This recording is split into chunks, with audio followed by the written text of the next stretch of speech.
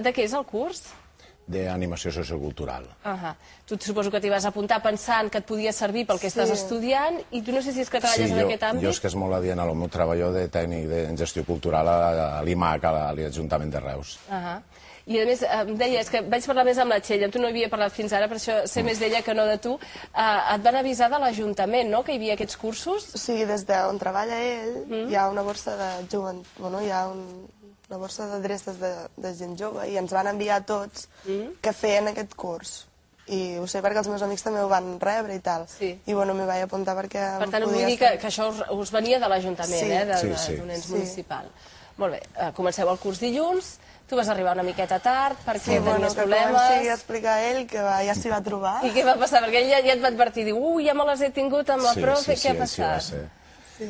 Bueno, ja va començar que va arribar la professora i ja va ficar-se a parlar en castellà i, bueno, per mi això no és que sigui normal, però ja és dins d'esta normalitat que tenim en aquest país. Crec que és sud-americana, no?, aquesta professora? Sí, és sud-americana. I es diu Cley Escobar. I, bueno, ella es va ficar a parlar en castellà i en cap moment jo li vaig dir, per favor, parla en català. Vaig ja assumir que així seria. I després diu que ens presentem i justament a la primera persona, jo estava allà a una punta, me toca a mi. I em fico a presentar i, bueno, no res, van 6 segons, ja me talla i me diu que pel bé de la classe que me pediria que hable en castellano. I jo li dic pues, que evidentment no vaig a canviar, però clar, ja va ser molt violent per mi la situació, ja no vaig acabar ni de presentar-me, i bueno, van seguir la resta. Però tu li vas manifestar que creies que no havies de canviar de llengua. I ella què et va contestar? No, ella va dir, bueno, vale, sí, és el que tu vols, però bueno, ella ja me va coaccionar d'entrada i em va violentar davant de la resta de la classe. I jo ja me vaig sentir tan violent que ja no vaig acabar d'explicar ni el que faig, vull dir, crec que la gent no sap ni realment quines funcions faig a l'Ajuntament de Reus. A la classe que hi havia, unes 15 persones? Unes 11 o 12. 11-12 persones. I després vas arribar tu, una mica tard. Clar, jo arribo tard perquè treballo i llavors enganxo començat, però ja era l'acord, vull dir, m'hi vaig matricular, ells sabent això, m'han dit que no hi havia cap problema. Tu vas arribar i també et van demanar que et presentessis? Clar, arribo, me'l trobo, dic, ai, bueno, me sento allà al seu costat, acabaven de presentar-se i llavors em va tocar a mi. Em presento, no em diu res, em diu, si tinc una filla que es diu, en castellà, tinc una filla que es diu com tu, i vaig pensar, ai, mira que bé, veus? No sé. I, bueno, segueix la classe i va haver un tema de que si ens podia donar els apunts, perquè era molt feixuc, i anar seguint i tal, i no copiar tant. I jo també vaig manifestar la meva opinió, i llavors va ser quan em va tallar i em va dir que per respecte a la classe que s'hi podia parlar en castellà. I jo li vaig dir, a mi em sembla fantàstic que tu ens expliquis en castellà, però no em facis canviar a mi perquè jo m'expresso millor en català. I clar, això va donar peu a que la resta d'alumnes, els dos, sense saber-ho vam contestar el mateix i avassallar-nos totalment. Hi va haver allà un rebombori, es va formar. Perquè els altres alumnes eren immigrants, hi havia gent catalana... Hi havia de tot, és que hi havia gent de Tarragona, gent de Falset, gent de Reus, gent immigrant... I quines eren les opinions que vau sentir? Què deien? Que no ens costava res. Però a veure, en aquesta classe... Qui no entenia el català? Hi havia algú que no entenia... Comencem per aquí, no? Sí, si realment hi havia algú que tenia un problema o no. Va haver una persona que estaba al costat d'ella, que era sudamericana, que le iba a decir, yo es que no entiendo casi todo lo que dices, o no entiendo mucho, algo así. I a raïs d'allí, que tu li vas contestar... Jo li vaig dir que si m'ho preguntés li contestaria en castellà o li repetiria les vegades que fos, però clar, és que ens vam sentir... Aquí ja no vaig poder seguir parlant perquè em vaig començar a sentir molt agobiada de veure que tothom estava dient-nos coses que no eren veritat, o sigui, que érem uns irrespectuosos, que ja ens estava bé, que ja ens valia, que saps? Perquè els arguments concretament quins eren? Que a vosaltres no us costa canviar? Clar, tens una persona que no l'entén i que no el parla, tothom està fent l'esforç perquè tu no. O sigui, per què tu no parles en castellà?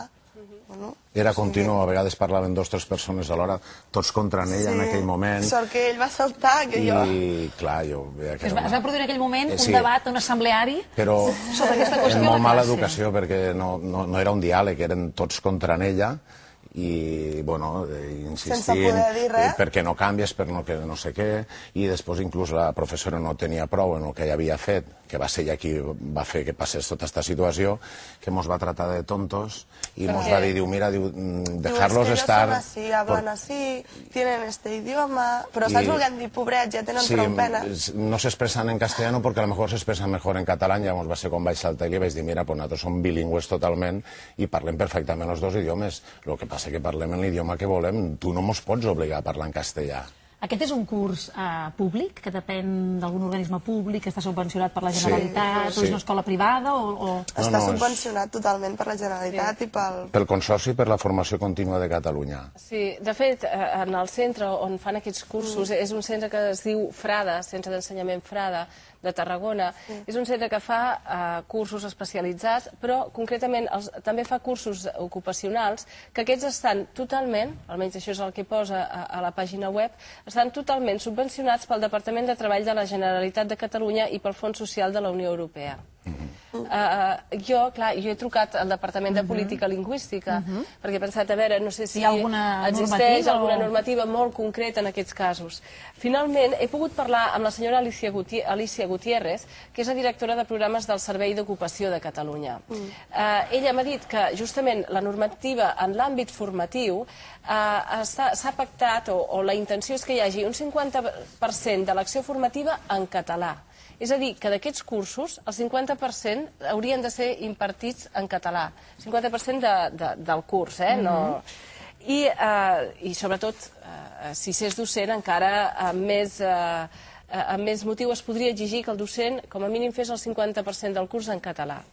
El que m'ha dit és que, evidentment, després hi ha el dret d'algú a expressar-se d'un alumne en català, és el 100%, vull dir, evidentment a Catalunya ens podem expressar en català on sigui, i més en un curs, vull dir, que aquesta senyora no tenia el dret, ni cap alumne té el dret d'exigir-vos que canvieu l'idioma.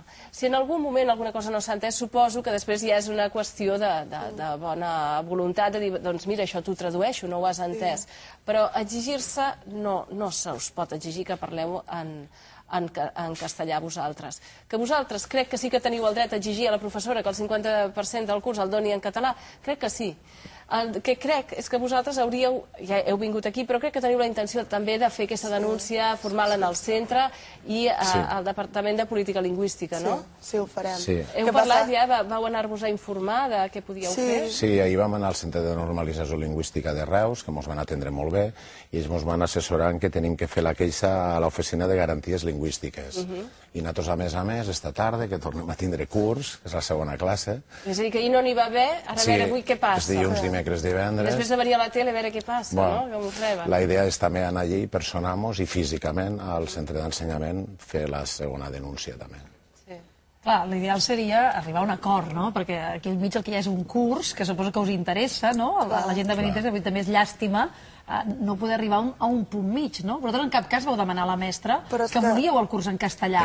En català. Ai, perdó, en català, no? En cap moment. En cap moment. És a dir, el que volíeu era que vosaltres poguéssiu parlar en català. Però que sí que ho pensaves. No vam dir res, o sigui, la gent s'expressava en castellà, nosaltres en català, i en sec ens hi vam trobar, vull dir, en cap moment... Si creieu que potser si la mestra no hagués fet aquest incís, no hi hagués hagut cap problema? Estic convençut que no, No, potser aquella persona hagués dit, escolta, jo ara això no ho he entès, potser se l'hagués traduït i prou, no? Però clar, ella va marcar molt bé el seu poder que té com a professora, la falta de respecte vers a nosaltres la va marcar ràpidament.